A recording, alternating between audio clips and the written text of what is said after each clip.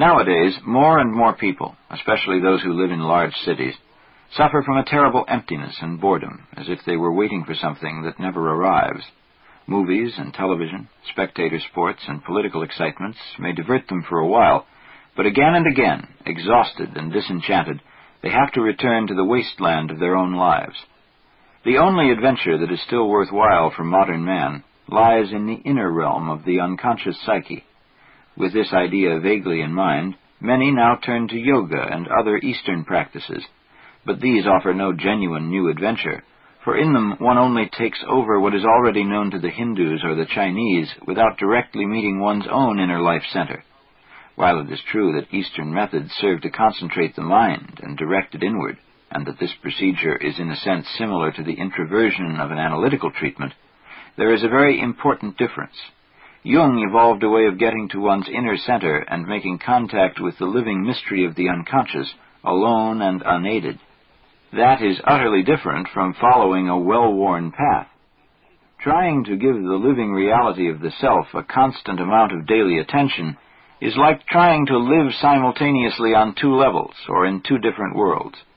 One gives one's mind, as before, to outer duties, but at the same time one remains alert for hints and signs, both in dreams and in external events, that the self uses to symbolize its intentions, the direction in which the life stream is moving. There are two main reasons why man loses contact with the regulating center of his soul. One of them is that some single instinctive drive or emotional image can carry him into a one-sidedness that makes him lose his balance.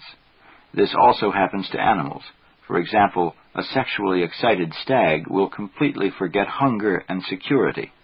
This one-sidedness and consequent loss of balance are much dreaded by primitives who call it loss of soul.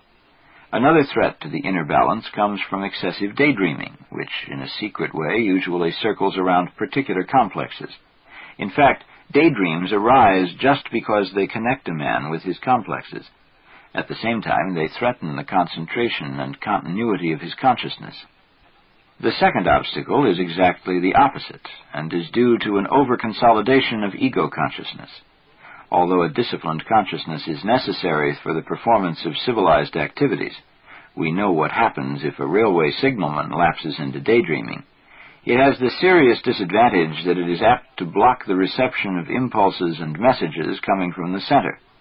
This is why so many dreams of civilized people are concerned with restoring this receptivity by attempting to correct the attitude of consciousness toward the unconscious center or self.